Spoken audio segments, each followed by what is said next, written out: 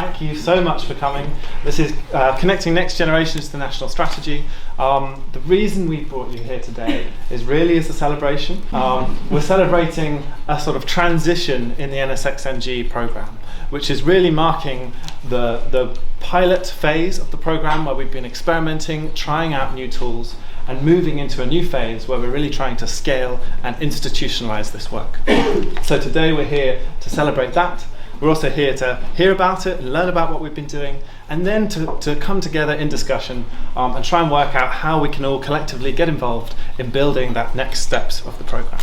My name is Amelia Aslam Forrester and I'm a Next Generation Champion from the School of International Futures, so I've got lived experience throughout the programme and I'm so excited to share more of that with you today and meet you all individually to share my journey and hear about yours and why you're interested in coming today. I'm also a design officer at UK Youth and that's one of the partners of today, which I'm excited to share with you. Just some housekeeping for today. The agenda. Sorry, we're on the agenda at the moment. Drinks and introductions. I'm sure you might have had a chance to grab yourself some of our fabulous wine, Sauvignon Blanc, white wine, my favourite. But also we've got some non-alcoholic elderflower with a cute raspberry in there. Get yourself an Instagram post, tag us, keep it cute. That's exciting. It's at School of International Futures on Instagram. That'd be really good, or on Twitter and LinkedIn.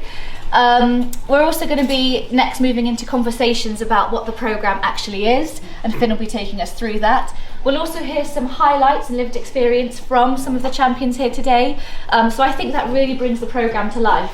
Sometimes when we come to conversations and conferences and events, I know that they can sound really abstract and a bit waffly, in all honesty, but today we really want to keep things real, hear from people with lived experience, and keep it really interactive so you leave feeling really energised and excited about the future of the programme. We're going to have a few breakout room discussions to keep things really interactive. We want this to be an immersive journey where you actually get to experience what it's like to be part of a dialogue, which is a method that we use in this programme. So I really hope that you immerse yourself in conversations, meet new people, and get excited about this. We'll finalise with some reflections around the room throughout the process. I know it's a standing event today, so I guess keep walking around. You can keep mingling with different people. Grab yourself some drinks and some snacks. We've got cheese and crackers over there, which is a great addition. And yeah, I hope that we make the most of the room as we walk around. We'll then be closing about 10 to 7 with 10 minutes left for you to grab any final snacks before you leave. So, introductions. I've introduced myself, so has Finn. I would now like to invite you to introduce yourselves to one another. Could you turn to the person next to you for 2 minutes and talk about who you are and also why you came here today, what you hope to get out of this, and then we'll bring you back after that. Thank you. Well, I say to this lovely gentleman, I'm Jo Rich, I'm from the National Lottery Community Fund, and we fund this incredible programme, and it was lovely to meet one of the Next Gen fellows or part of the organisation, just hearing about that, so it was lovely to see all this come to life, so thank you for sharing. Effectively, what we've been doing over the past 3 or 4 years is inspiring people to say that it is actually possible to have conversations about the future of the UK, what it means for our communities, have them across different sectors, different generations, and do it in a structured way that means you come up with new, interesting, different ideas. That was the hypothesis, and over the past 4 years, I think it's just really come to the fore that if you use strategic foresight, which is a structured way of thinking about the future, but you also look at your past, and you do that as a whole of society approach, that you get really valuable and very important insights. And it's not just from a voice and legitimacy perspective, it's a must-have in the world that we're in when you've got COVID, when we need to invest in prevention, when we need to create intergenerational coalitions for investing and sharing the costs around climate change transitions. This is no longer a nice to have, it's a must have, but how do you actually do it? And that's what we were doing.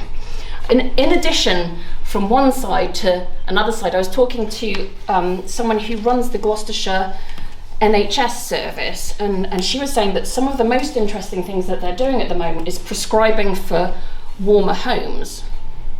And so what you're seeing is, whether it's on the international level or at the very local community level, there's all this interdependence between issues of the environment, health, mental well-being, community cohesion, and we just need to look at these topics as a whole. So this is the purpose of the project that we were working on. Fantastic, thank you, Kat. And we're going to get into more structure about how we went about doing that in a second. But first I want to ask you, Kat, at a high level, what were your sort of top 1 or 2 takeaways from particularly the last year of this programme? So the programme's been going on for 3 or 4 years, but we did some really interesting dialogues over the past year, and I'm going to ask Finn also his opinion on this because he's been on this journey too. But I think 3 things really stood out. First of all is that we're pushing against an open door. Civil servants, politicians, at a local authority level, at a devolved level, are really interested in hearing more. And again, this is not just for voice and legitimacy purposes, but they know if we want to kind of govern for AI, if we actually want to put solutions in place for a lot of the things that are ahead of us, we need to have a whole of society approach. So in terms of scanning, in terms of building scenarios together, in terms of assessing policies for their intergenerational fairness, whether it's the Foreign Office, the Cabinet Office, the Welsh Senate, absolutely there's a huge appetite for doing this. So docking in, that's really exciting. The second point to bring out is that there's really interesting insights coming out. There's a lot of differences between generations on particular issues. For example, there's much more optimism about the potential growth upsides to climate transition amongst Generation Z than there is amongst older generations. And so if you have quite a negative conversation about certain policy areas, young people don't really connect to it. But at the same time, there's very different views on lots of different issues, and that's often because different generations are getting their information from different sources. Plus, what you're seeing is a declining trust and legitimacy amongst younger people because they're looking at the system going, how does that represent and reflect my interests? All of this is a huge upside in terms of if we want to, like Andrew Mitchell says, engage with women and girls to develop better policy, if we want to have a whole of society approach, this granularity is very, there's an upside to it, but we need to actually get the data and create spaces for intergenerational exchange and really listen to the language and the ideas that are coming out.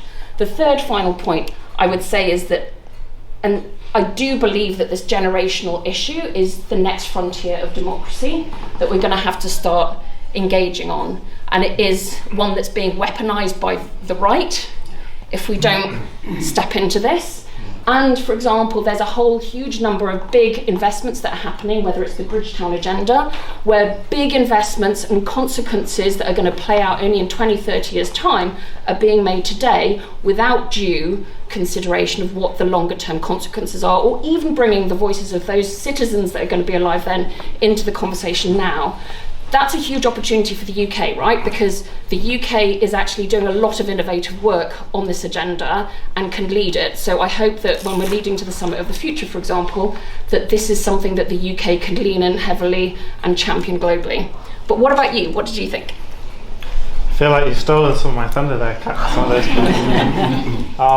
I think you mentioned the optimism, so I'll build off that. I think that's a point that I saw a lot, in that some of the generational differences we're seeing is a decreasing optimism in younger generations, and also a sort of decrease in sort of voting and certain forms of political engagement. I think within the champions and the young people we engaged with in particular, we didn't see that at all. We saw like quite a big increase in optimism. And if you ask me why that was, it would probably be due to the fact that considering multiple possible futures and taking a sort of plural approach is actually really helpful to feel a sense of agency and to generate that drive and willingness to be the person involved in change. So I think that was really interesting, and in particular, how can we channel that same sense of plurality into policy making spaces and then connect them, because we have a cohort of young people who are like now inspired, optimistic, and really keen to be a part of that process. So that's one. And then I guess in 30 seconds, a final thing would be that it's not just long-term strategy that we're talking about here. It's called a national strategy for the next generations, but actually this is about stress testing the decisions that we're making today, which are going to be imminently affecting people. Like Elle has been doing fantastic work on AI, and I think that's really key. We're making decisions today that we need to learn what the unintended or intended consequences are, and some of this work can be really beneficial there too. That's enough from me. Let's hear from some more people. Thank you very much indeed. There's a tremendous sense of excitement and very articulate presentations of the issue in the room. Thank you. I think it's true, Kat, I have been with you on this since the very beginning. My own background is a civil servant, 40 years as a diplomat, working very closely with politicians, and I welcome Sir Bernard Jenkin in the room here as a genuine real-life politician. I'm just a parliamentarian, not a politician.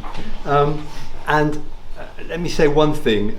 Bernard may disagree with me. I have found in my career that politicians, ministers, find it extremely difficult to break out of the short-term, immediate response to breaking news and crisis events, and to think longer term.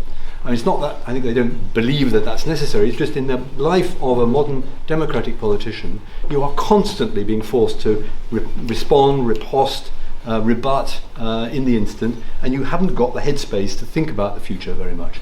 I was National Security Advisor in 2010, and we did a national security strategy, so we were doing a national strategy. Did we really take the time to think about next generation views? No, I don't think we did. I don't think we had the structures and the channels to be able to do that. And so, in addition to finding ways to get to politicians the need to think longer term, not just about the short term, and finding the structures to do that, I think this is where the programme comes in really strongly. I did feel, even then, that we needed to hear what younger people thought about the choices that we were making, because the choices we were making would basically play out in the lives of the next generation. So you have almost more stake in the national strategy that's being formed than my generation, you know, with the best will in the world. In 30 or 40 years' time, it's you who are going to be reaping the rewards of this. So, vitally important. I think there is a new mood now to connect with younger people. Younger people's values and your interests and your priorities are different to this generation's, and that does need to be factored in. So, capture this excitement, use this energy. I really do think that the time has come now to be thinking longer term, and climate is probably the crucial issue, because we're required to pay more now in order to prevent devastating consequences for the planet later. That's a classic strategic decision that is very, very difficult to make for active politicians in the day by day. So all power to you. I think this is an excellent occasion. I know you'll hear from Sir Bernard later. He can disagree entirely with what I have to say. I think actually he is the politician who I know who thinks more deeply and seriously about strategy than any other. So do question him on that. And with that I'll shut up and leave it to you. Okay, so just before you go, Yes. I will reassure you that I disagree with very little of what you've said. And moreover, you've been very kind and supportive. When I was first chairman of what was then the Public Administration Select Committee, and our first inquiry was a question: who does UK national strategy? You had just been appointed National Security Advisor, the first with that title, and but the pushback from the politicians was manifest, and it was basically a misunderstanding of what strategic thinking really is. I mean, the fact is, I said to David Cameron at the time, the fact is you've got a strategy, but if your strategy is basically not to plan too much and just see how things go, that's your strategy. Is that the best strategy? And the only point of disagreement I would have with you is, and that probably you weren't in charge of the nomenclature of your document, but if you write, as soon as you write something down and set it down, it might be policy, it might be a plan, but strictly speaking it's no longer strategy, because strategy is something that constantly moves, constantly has to be updated. Strategy is a process, not a plan. Strategic thinking is a mindset that is constantly open to the new challenges, to the what you can imagine is going to happen, to what you know is going to happen, what you think might happen, and that darkest of all spheres where the black swans come from, what actually happens. As John Lennon, my favourite quote, John Lennon said, life is what happens to you while you're making other plans. And strategic... Can I just interrupt you, because I've got to go? Two things. First of all, thank you for that. Second, a senior politician once said to me, Peter, when officials talk to me about strategy, I know they want to stop me doing something. So I think there is a mindset problem. Strategy is about choosing, from my point of view. Yes. And anyway, I shall leave you to go on. Thank you very much indeed, Peter. Thank you, Bernard. Thank you, Kat. Thanks, everyone. Thank you. Enjoy the evening. And read his excellent book about. Even better. I just thought I'd get that one. I'll get out one again. It's good. So I am now chairman of the Liaison Committee in the House of Commons, which is the committee of all the committee chairs. And it's very unusual for the Liaison Committee to actually conduct its own inquiry. Actually, we were set up to distribute the travel budget to the committees. And then we were given a job of looking at the effectiveness of select committees. And so this inquiry is about how select committees can more effectively scrutinise strategic thinking in government. And it begs the question, what is strategic thinking in government? How does government do strategic thinking? And what are the outputs that deserve to be scrutinised? And select committees, rather like government, is very much divided into all its separate departmental silos.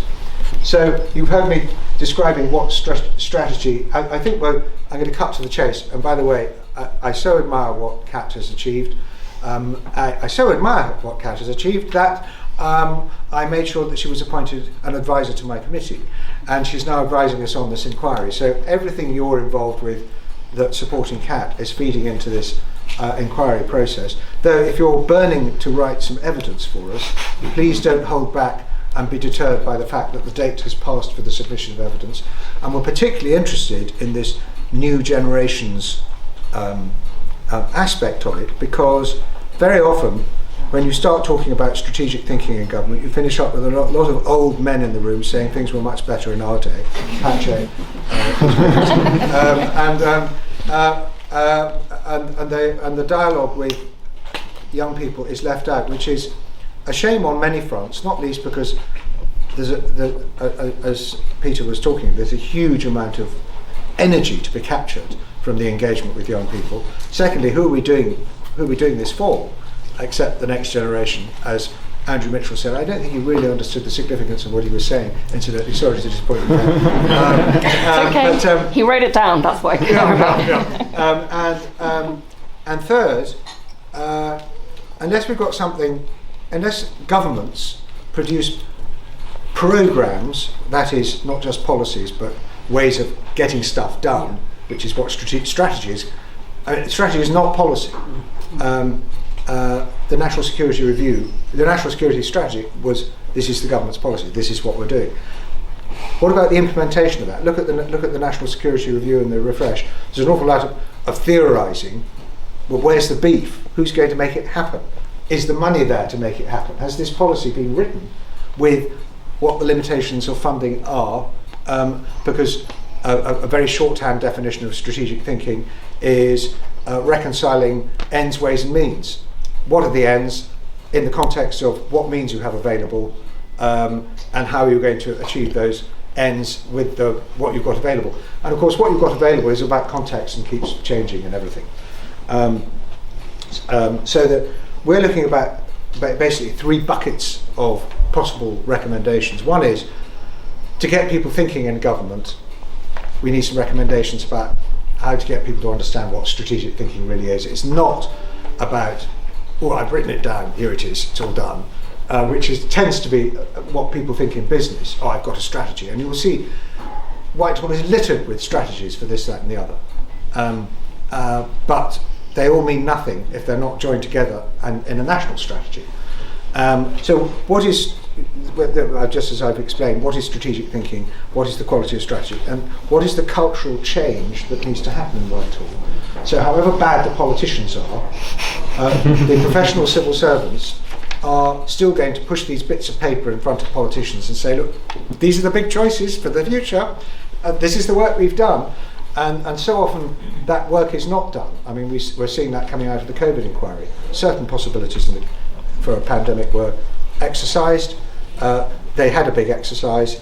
Lots of things went wrong and nobody did anything about it in the exercise, and lo and behold, that's what went wrong when the virus arrived. So, there's got to be stuff done coming out of strategy. Strategy is about implementation and getting stuff done. We need to have that dialogue, get this conversation going in government.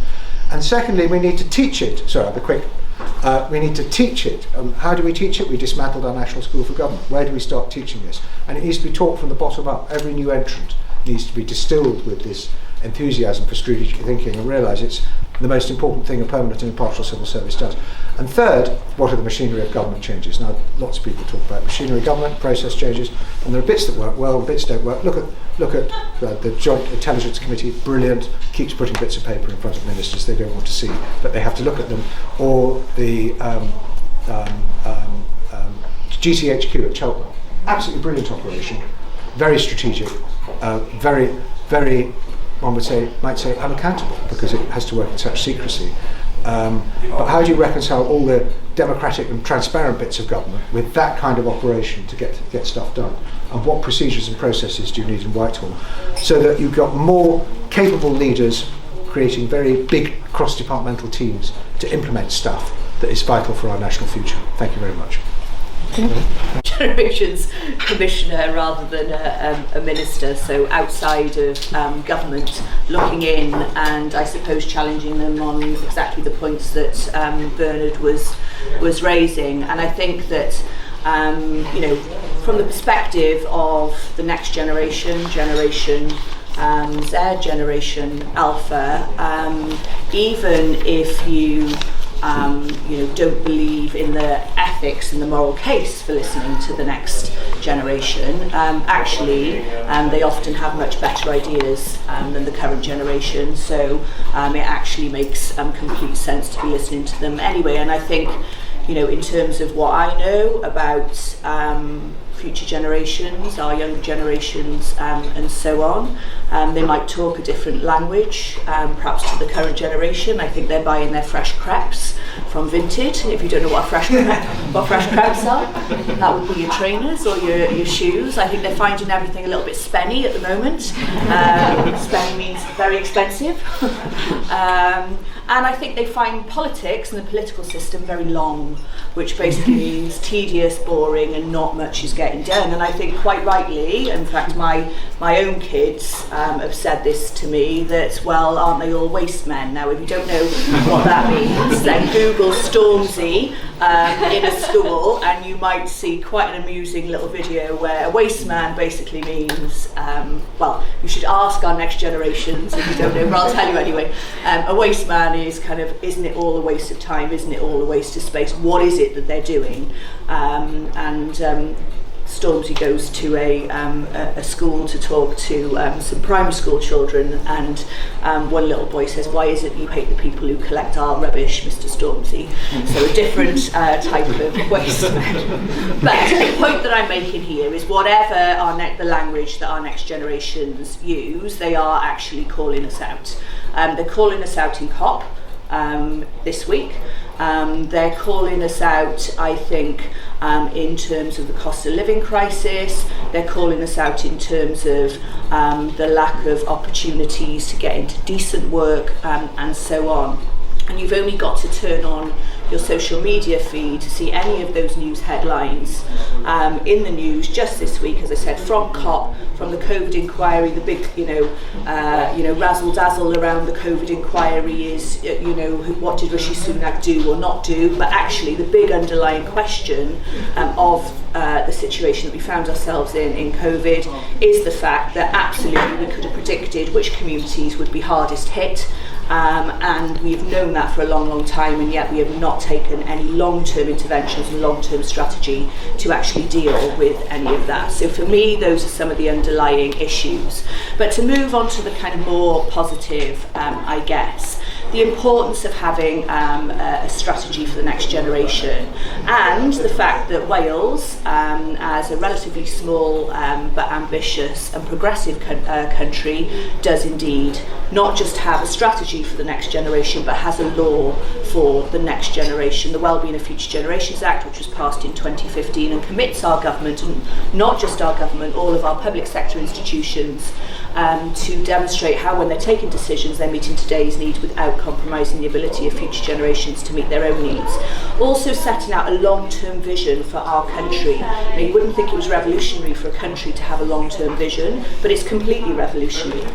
We have 7 long-term wellbeing goals that all of our public institutions have to work towards. So that is their strategy, if you like. That is, or their goals. And then the strategy also set out in law is how they must achieve those goals. And that is absolutely what we need in every country in the world. And I suppose the other bit of positive news is that since leaving my role as the first Future Generations Commissioner in January of this year, I've been working with the School of International Futures and a range of others in terms of how could we turn what we've done in Wales and the aspirations that we see in other parts of the world from embedding future generations thinking as a plausible concept towards moving that as a possible concept, which I think is kind of what's happening here. Our next generations are telling us, and Bernard's committee is telling us, is indeed a possible concept, that we can actually develop a strategy for the next generation. So from plausibility to possibility to probability, we want it to be a probable concept. We want it to actually be enacted and embedded in every aspect of what our governments, our countries, our public sector, and indeed other sectors, the private sector and the third sector do. And what we've seen across the world is a growing number of countries who are doing this. So the week before last, the Scottish Government started consulting on their Future Generations Act. They were prompted somewhat by a private member's bill from an opposition who were sort of pitching them to the post, if you like, in terms of her own Future Generations Act, but that is likely to be legislated. There's a private member's bill in the Irish Parliament. There's movements in the state parliament in Vermont. There's a new wellbeing budget with a Future Generations angle to come in the Australian federal government. There are moves across the world. 30 countries have joined our network of pioneers, if you like, for Future Generations, who are looking at what they could be doing in this space. So there's a lot to be pessimistic about, but I think there's also a huge amount of optimism, and I think part of that optimism is gathering the thoughts, the insights from the next generations in this room and docking that into public policy, and as I said, moving this concept of embedding future generations thinking, acting in the interest of future generations from a plausible to a probable outcome. Thank you. 2020 as a process with a huge coalition of different partners where we ran a pilot national dialogue to really think about how we can build this scalable mechanism for consulting and hosting this broad conversation. We had 100 plus coalition members, we engaged over 500 citizens, and it was all sort of small piloting approaches. We ran workshops with Agora in universities, we had a model citizen assembly with DemSoc, we ran all sorts of different activities. A few ideas that are core to the programme: the idea that making national strategy should be historically informed, it should be long term, so preparing leaders to make intergenerationally fair decisions. We think this programme is interesting to different audiences because it speaks to a number of different ways that people might learn from it and get involved. One is to deliver thematic policy insights. So we have 4 different themes that we're currently in the process of developing, which are about how can we feed insights into those policy making channels. There's another level which is all about people maybe who are more interested in building the infrastructure for meaningful youth engagement. At that level, how are we building the capability within government for young people and for different kinds of voices to feed into decision-making processes? And then if you're interested in creating a broader systems change for a more sustainable democracy, then there's a sort of another angle to this programme as well. So finally, I'm going to stop speaking in a second, let champions tell this story. But This is building on a whole set of work from our pilot programme, and in particular we now have a network of over 50 Next Generation champions. In the last year we hosted the UK Futures conversation, which had 46 different intergenerational dialogues all over the UK. We hosted events in the Welsh Senate, we hosted a training with Next Generation champions and the Futures Leaders Network, as well as all sorts of other events. And we also connected this into government in a number of different ways. We briefed and fed into the 2023 FCDO International Development White Paper. We briefed the Integrated Review Team in the Cabinet Office.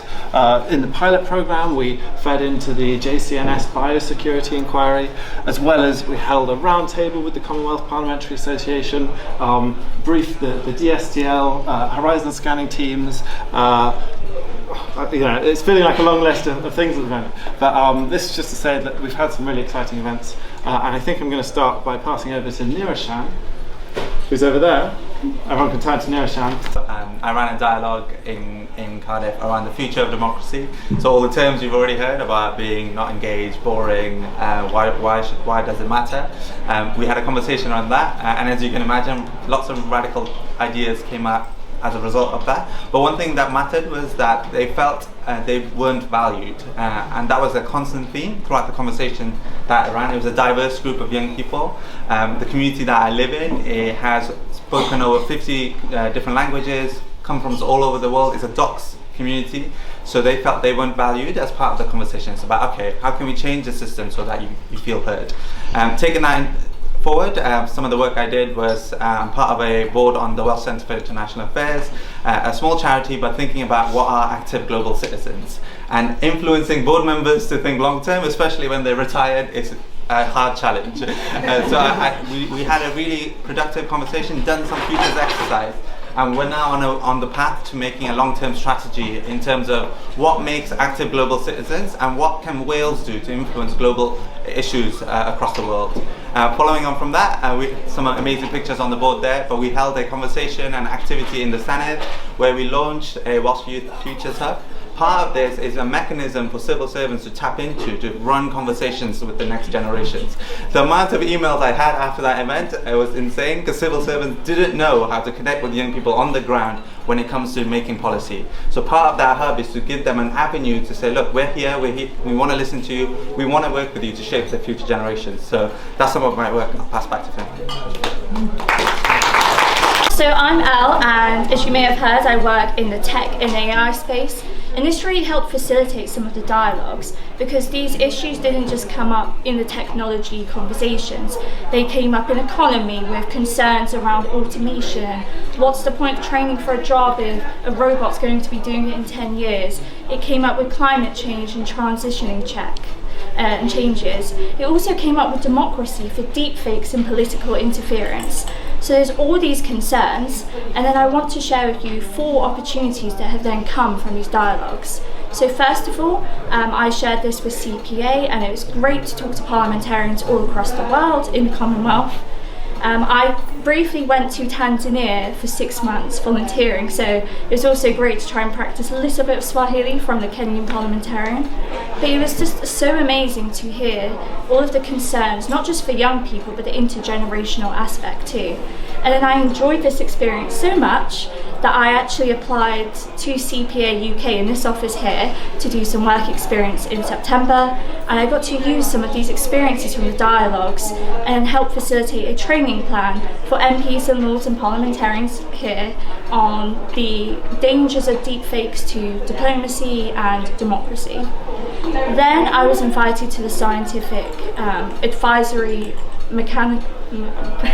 so quite an SAM is the acronym, but for the European Commission, talking about issues in terms of AI in the future and contributing those young people perspectives from the dialogue. And then from that perspective, lastly, a professor from the University of Manchester then invited me to come and talk about some of these insights to postdoc students, which was really nice to see a full circle interacting with the European Commission and then straight through to those generations, those postdoc students who are next going to be the experts. And then as a result of all these experiences, even though I work in the tech industry, And 2 weeks ago, I was awarded 100 Brilliant Women in AI Ethics. And I really think that having this platform and going to wider experiences really contributed to that beyond my day job. So thank you to SWAF and everyone for making this happen. Passionate about changing the world, every single one of us raised our hands. And I know from lived experience that sometimes our passion for changing the world can come from either witnessing inequality or personally experiencing trauma or inequality within our own lives. And that sometimes means that our passion for changing the world is trauma-led. My grandma was forced into a marriage at 12 years old. My mum wasn't allowed to go to university.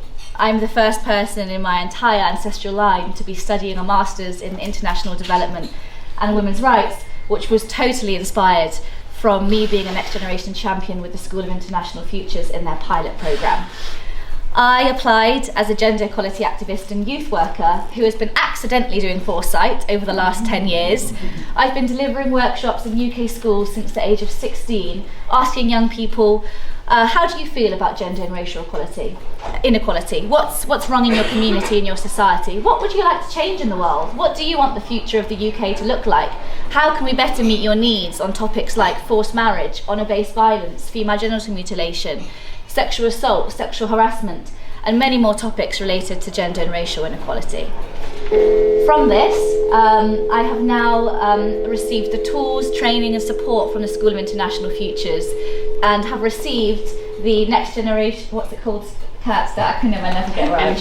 NGFP, Next Generation Foresight Practitioner Award, which means that I'm now able to design my own programme called Honour the Girl, which enables young people to redesign the future they want to live in, where all genders can be equal and we can end violence against women and girls. So that's the programme I'm currently working on with the School of International Futures. I've also received opportunities, like Elle mentioned. A few weeks ago we were in Dubai for the Dubai Futures Forum, and I met so many inspiring futures experts and young people who were all passionate about changing the world like me.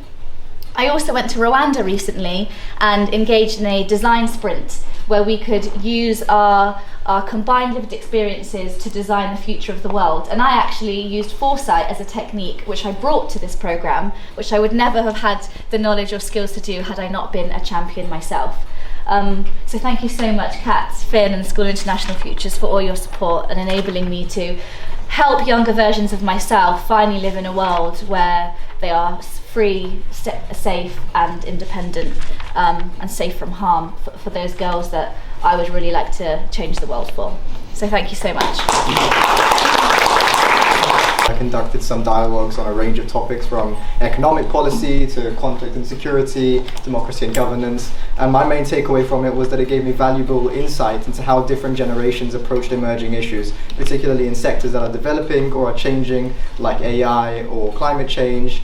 And I think that the continuation of intergenerational dialogues can really benefit and supplement and enhance policy making. So I'll keep that very short and brief, but thank you very much. Amazing, thank you very much. Did a dialogue with the director of a think tank in London. It was very interesting and so great to collaborate with different age groups, and it just shows the potential that we can make all together. So lovely to be here, and I hope to meet you all soon. Amazing, thank you. I'm Eshe, nice to meet you. I'm currently a consultant in financial services. So I had a couple of dialogues. One was on, I think, democracy and governance as well, but also climate change. And I think my key takeaway was, echoes what's been said, that young people really feel, from those that I spoke to, that strategy is really reactionary and kind of short-term rather than, it doesn't really align with their long-term priorities. And I think that disconnects what was my key takeaway. So thank you. I've been involved with SWAF in various ways since about 2019. I'm on the steering group of the Next Generation Champions project, and I'm really delighted to be. Every time I meet or interact with a programme or any other of SWAF's sort of futures facing and youth facing projects, just come away super energised. Really relieved to find that in a world of increasing polarisation and intergenerational tension, there is scope for young people to really participate and change in this way. More support other networks. So rather than SWAF trying to do some of this work itself or sort of hosting the dialogues ourselves, how do we act as a sort of networks of networks organisation, and that's the role we're really going to focus on. That's why it's so important to have all of you in the room today, because this is the network that we're going to try and build the next stage with, and creating a programme that really supports you to all go and do fantastic work. And then I think also, in terms of connecting into government, not just doing lots of the advocacy work ourselves as we have been doing, but then platforming other networks and other individuals who are equipped and knowledgeable and experts in different spaces, different kinds of experts, we're saying, not just sort of technocratic experts, empowering them to take on lots of those as well. So basically we'll do less and you'll do more, is the plan. We've got a whole sort of theory that goes behind this that I'm not going to go into. There are 4 different stages: innovation, storytelling, capability, community, infrastructure. There's a lot of the networked piece in that sort of weaves between all 3 of them. It's easy to say this stuff, and it's actually really difficult to do, because letting go of power, of your views of what the future should be like or will be like, it can be an emotional process. You know, who brings in insights, who's able to come in and join in, whose evidence and whose voice gets to be the basis upon which we do evidence-based policy making. These are actually very profound questions that we are passionate about using strategic foresight to help create spaces. So what we like to call as Horizon 1 actors, current incumbents, politicians, officials, people who run organisations nowadays, can actually connect to Horizon 2, which are entrepreneurs, or Horizon 3, visionaries, people who are much better able at understanding what that world is going to look like in 20 or 30 years' time, and how to bring that together to design in order to have really effective exchanges. And though that's actually really quite difficult to do in a way that's really powerful and effective. So being able to kind of seed those methods and those approaches, and then connect that into the infrastructure, enable others like Niroshan's 2100 Welsh Hub to then do that themselves in the communities that they're in, or the sectoral topics, for example, on existential risk or development or climate change. That's the vision of where we're getting to in this next stage, which is about formalising and scaling. There's a next government coming along, there's the Summit of the Future coming along, we've got the budgets are going to be done by Treasury. How is that going to be allocated? Is it still between departments or actually around future challenges facing the UK? There's the integrated review that's going to be happening in the next few years as well. So what we're hoping is, by working with a thicker set of networks over the next stage, that others can empower and have this kind of dialogue and connect their insights into decisions in a very tangible way. I think I'll leave it there. Fantastic. Apart from, no, I won't leave it there. I will at this point invite a few people just to say a few words about what they've seen on the journey so far and what they hope for as they look forward into 2024. And I was thinking of inviting Andrew Mace, perhaps Joe, who's still here. Andrew, would you like to say a few words? Sure. I'm Andrew Mace. I'm at the Bill and Melinda Gates Foundation. We're really pleased to be a supporter of SWAF and some of the work that they're doing on this. Many of you will know the Bill and Melinda Gates Foundation is an organisation that is focused on international development, on global health. These are things that are at their heart issues around fairness, justice, equality, but they're also very long-term issues, and they're issues that are urgent right now. So bridging that gap between the decisions that need to be made now and our long-term vision is really important for us. And so the way in which we work here in the UK with UK government is to try and support strong policy making, but also engagement of the public with the way in which politicians, civil servants and others think about the role that the UK plays in development, in climate and so on. And we got to know SWAF initially through an initiative which was around the international development community taking a look at itself and thinking, we've got a kind of paradigm of how we work that's a bit old-fashioned. It's all about sort of people sitting here in London deciding what we should give to people living overseas, and that's not really the paradigm that we're living with now. We're in the world of the Sustainable Development Goals, which are about all of us. They're about the way in which the UK develops as well as the way in which the world develops, and SWAF really helped to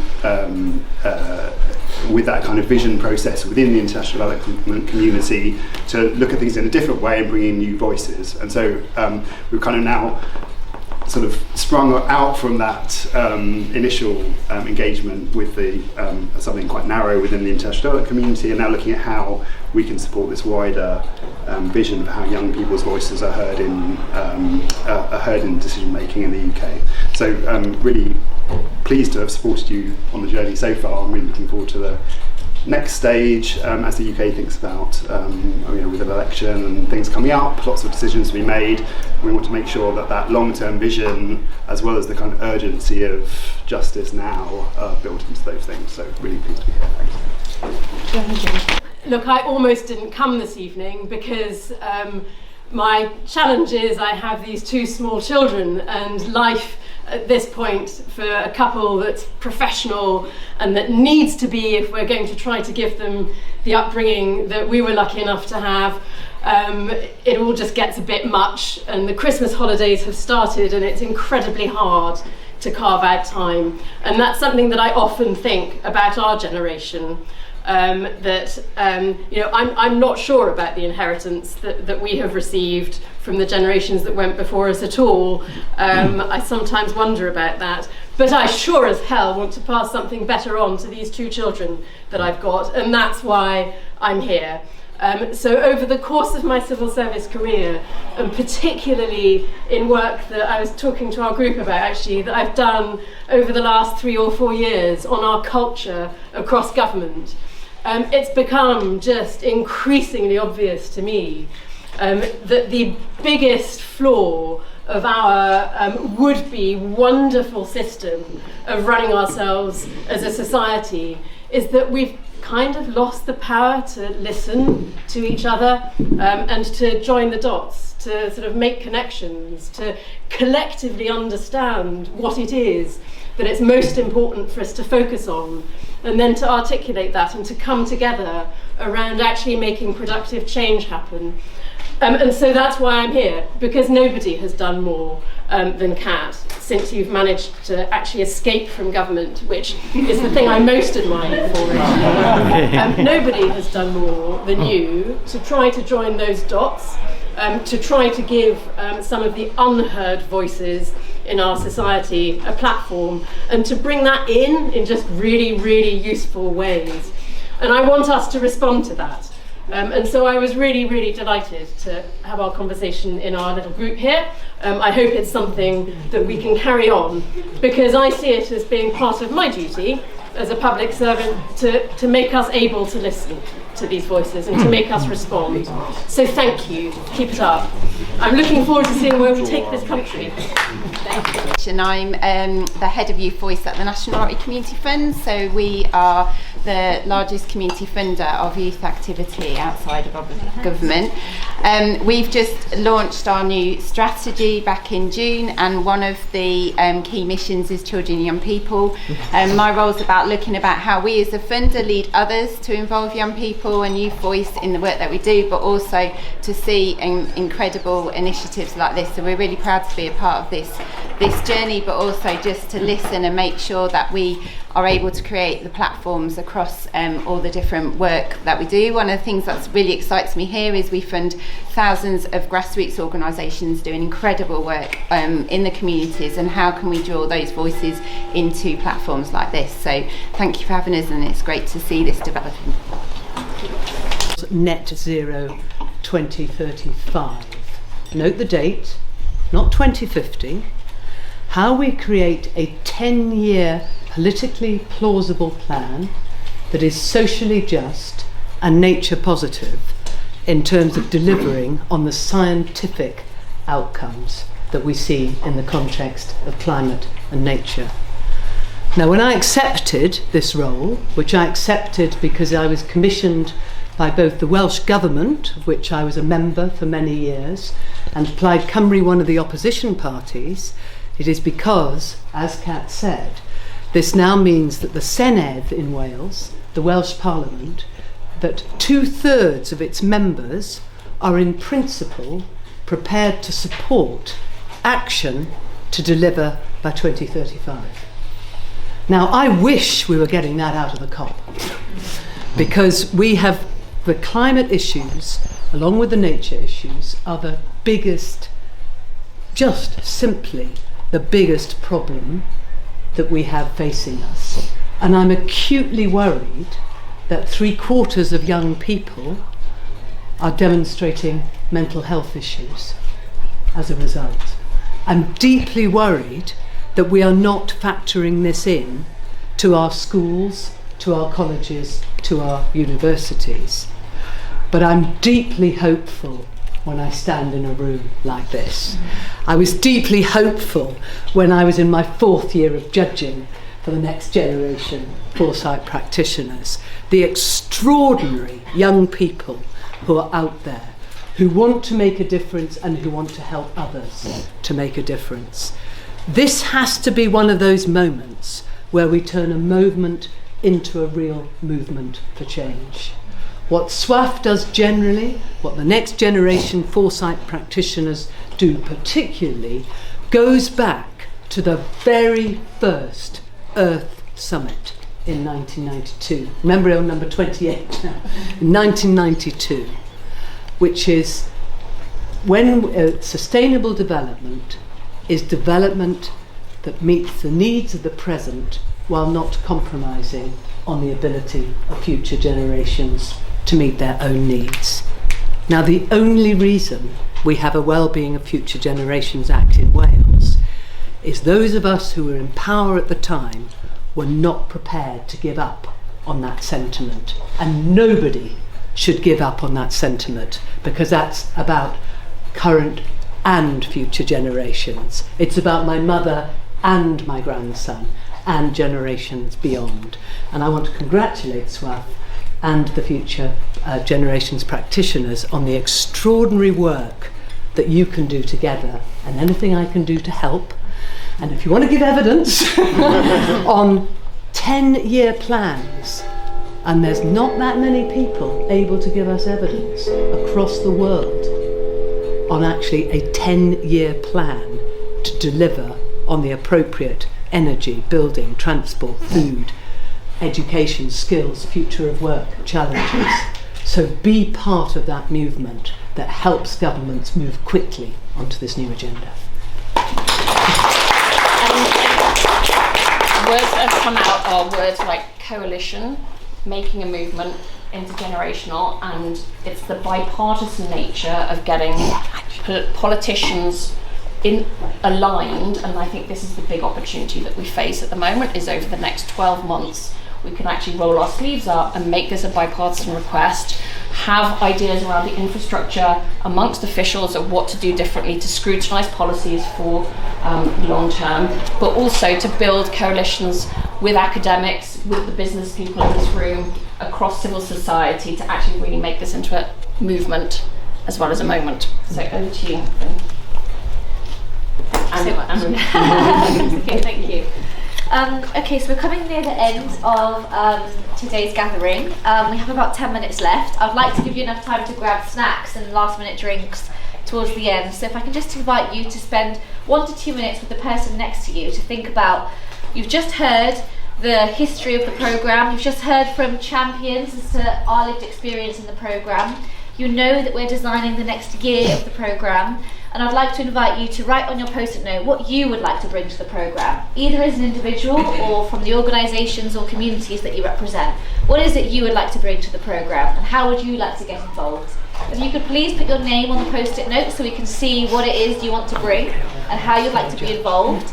And then invite you to put it on the table at the back. Support for the programme over the past years, and I guess in real hope that the next 12 months is going to bring something exciting for us here in the UK, but also it's a new opportunity for us in the UK to really take a leadership role in community in the Summit of the Future, as we think about what the post-SDG framework looks like, and as the very important discussions about the Bridgetown agenda and leading that transition to a post-carbon economy, that we can actually really take a supportive and leading role, and that at the same time we build the foundations to ensure that the next generation of citizens continue to support that kind of progressive leading role that the UK can take.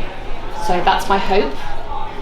And I just want to say thank you very much again for all of you coming and spending this evening with us. Thank you.